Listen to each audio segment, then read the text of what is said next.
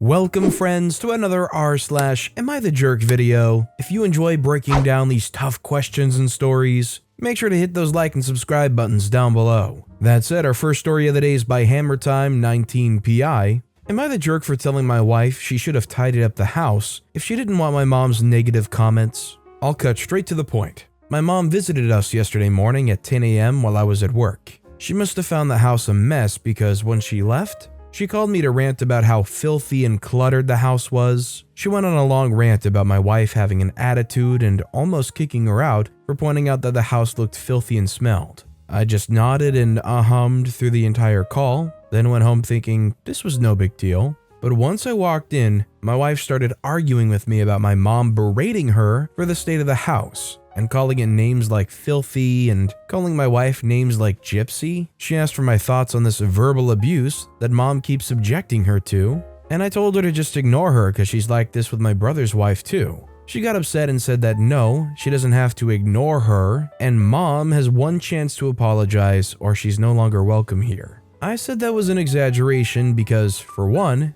she knows how much of a clean freak mom is, and two, and let's be honest here, she should have tidied up the house if she didn't want any negative comments from mom, or any other guest for that matter. She said she realistically had no time to clean when she's taking care of the kids and the dishes and whatnot, and insisted that mom should have had the basic human decency and called beforehand. I said fine, but no longer allowing mom to visit, at least for the kids' sake, was, in my opinion, over the top. She said if I was okay with the kids hearing my mom's despicable words, then she's not. She then argued about how I shouldn't blame her for not tidying up the house when there's so much on her plate already. I said I get it, but she really was making a big deal out of it. Now, I could talk to mom about visiting times, but I think that my wife is to blame too here. My wife was mortified and is saying she'll go through to no longer allow my mom into the house if this keeps happening, and the fight just got worse. I feel like I got stuck in between both sides of the argument and was being blamed for both of their behaviors.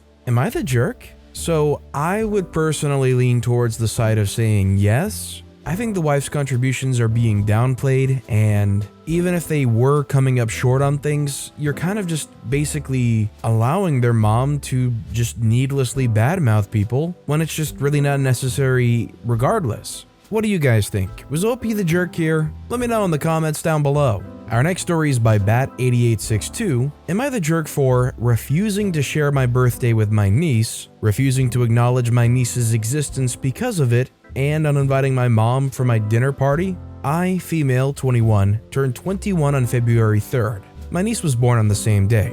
My sister, female 25, lives across the country and was visiting. My sister brought up doing a family celebration on my niece's birthday. I interrupted and told them I'd already planned my birthday and asked how we'd arrange it. My plans: morning walk at lake near our house with family, day with boyfriend, and planned dinner party with family restaurant. Their plans: garden party with friend and family dinner at home. My mom tried to dismiss me, telling me I'd had 20 birthdays and this was her granddaughter's first birthday. Lots of people shared birthdays, etc. Their main argument was that we should spend the day together, and my plans weren't kid-friendly and didn't involve niece. I told them they could do the party, but I wouldn't come because I already had plans with my boyfriend, and he'd organized them already, and it was rude to cancel. They also didn't want to do the morning walk because it was too early and it'd be too cold for niece. They wanted to do dinner at home, but I wanted to go to this exact restaurant as we only go on special occasions and we'd already made a reservation. My mom told me to grow up, and if I wanted to do anything that day, I'd have to figure it out myself because she wouldn't pay and I wasn't allowed to use the family cars. My dad interrupted and said that wouldn't happen and he'd pay for my dinner party and we'd go together for the morning walk.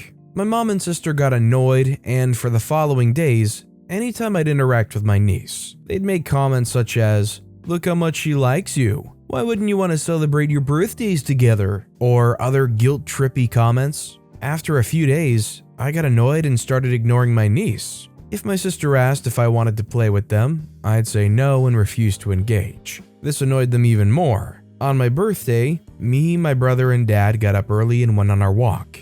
My mom has a mini fit when we get home because they had to wait for us to get home and we already ruined their plans. I was annoyed since the first thing my mom did on my birthday was lecture me, so I told her if she didn't stop, I'd leave and she could spend her whole day with my niece without us ruining her plans. She didn't believe me, so I told her she was uninvited for my dinner and did not show up. I left, had an amazing day with my boyfriend, and a great dinner with my dad, brother, boyfriend, and close friends. We got home late, and my mom and sister were already asleep but online. My mom posted about the garden party for niece and commented, "Thank you to all that love and care about niece and for showing up today, and for a day free from negativity and selfishness." Call me egotistical, but I got the sense that comment was about me. Showed my brother, and he told me to post it on here, so am I the jerk?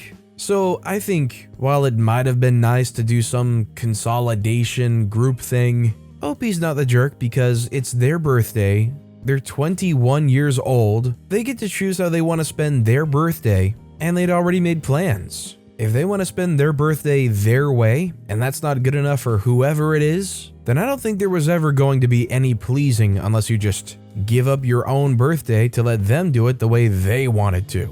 This next story is by username 76646. Am I the jerk for refusing to give up my maid of honor role and skip my best friend's wedding for my husband's medical procedure? My husband, 31, and I, 25, live in a small town. He's been having health issues recently and was scheduled for a medical procedure 2 weeks from now. He has respiratory issues and recurrent pneumonia. The problem is that the procedure takes place on the 7th of March, and he'll have to go into the city since our town doesn't cover this type of procedure. On the other hand, my best friend's wedding happens to be on March 8th. The wedding's held in a town in the opposite side of the country, and I, as the assigned maid of honor, had to get to her town earlier to be able to perform my duties on time. My husband flat out told me he thought this was a no-brainer and that he expects me to give up my maid of honor role, call my friend and say, "Sorry, can't even show up to the wedding because of an emergency." I told him no because this will ruin my relationship with her, and besides that,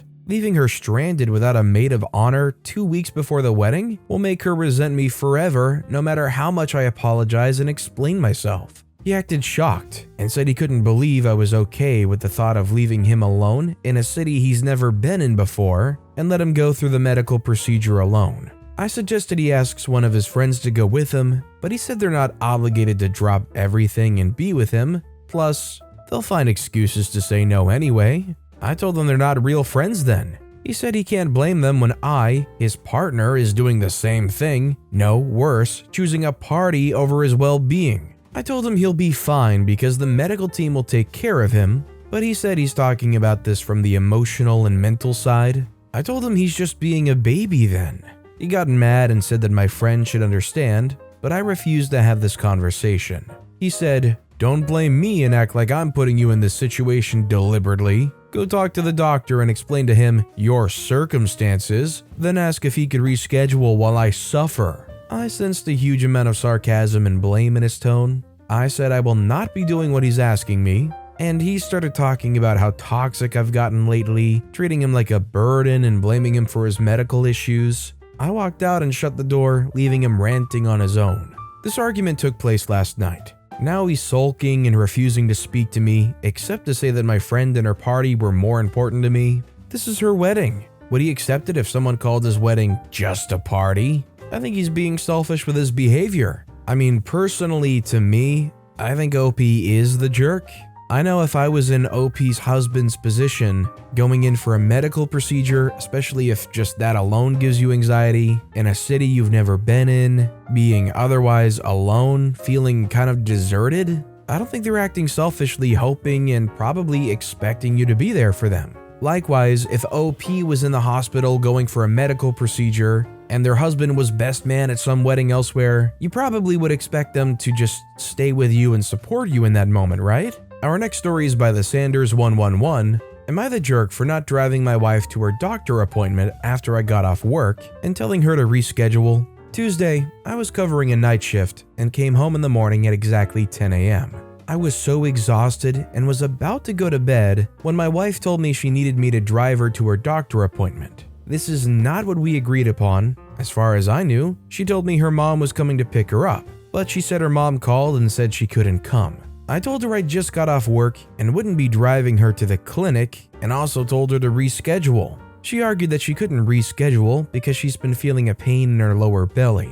She's 4 months pregnant and needed to see the doctor. I told her she should have told me beforehand, otherwise I would have just skipped the night shift altogether. She insisted, and I told her to either find her own ride or reschedule because I was too tired to get behind the wheel. She was upset, but ended up rescheduling and going 2 days later. When she came back from the appointment, she started yelling names at me like irresponsible and selfish. I asked what was wrong, and she said that the doctor told her her pain needed early intervention, and that she could have had a miscarriage after I refused to drive her to the clinic. I was shocked to know that, but she insisted that I apparently don't give a crap about her or the baby to be acting so carelessly and neglectful. I told her she should have told me that her mom couldn't drive her that day, but she blamed me, solely saying this is all on me and I'm treating her as second-class citizen. I had it. Yes, she's pregnant, but she isn't disabled and can use public transportation, not have me driving after working all night. She didn't like none of what I said and couldn't reply, just left the room. She's still pissed at me, acting like this is all happening because of me and refusing to accept that part of the blame falls on her. She keeps saying she could have lost the pregnancy and I'm responsible for this. So I'm sorry to say, but I think the wife is completely right here. If you're going to have a child, forget one night where you're drop dead tired when they're feeling pains, take them to the doctor. Does OP think that they're gonna have a kid and still be able to just come home from a night shift and go right to bed and just not have to do anything? Needless to say, I think OP's being a jerk here, and what they did was needlessly reckless and selfish. Imagine telling your 4-month pregnant wife, nah, just use public transport at night while you're feeling pain in your stomach. Our next story is by Bully Review. Am I the jerk for leaving a bad review on a facility director I bullied 12 years ago? I was a bratty teenager. I treated others unfairly. I'm not proud of it. After graduating high school, I didn't have a clue on what to do. So I went to a community college and chose a program that sounded interesting. Because I'm very outgoing, I made friends pretty quick. People found me hilarious. The main reason I was so funny was I really ripped into one of the shy girls in class. Obviously, I had issues with my security at the time and have gone through therapy. During this period though, I didn't have the right guidance. I knew to make friends we had to find a common ground. She was just an easy target. It should be noted, I think she suffered from anxiety before the program. The more classmates and I laughed at her or snubbed her, the more anxious she became, to where the instructor told her this wasn't the career for her because she wasn't functioning to her full ability. It doesn't matter, I know, but I regret it. No one will believe me, but I did experience karma, and lots of it after all this. Now, my fiance and I decided we wanted to adopt a pet, and one of the animal rehabilitation centers were listing an adorable dog.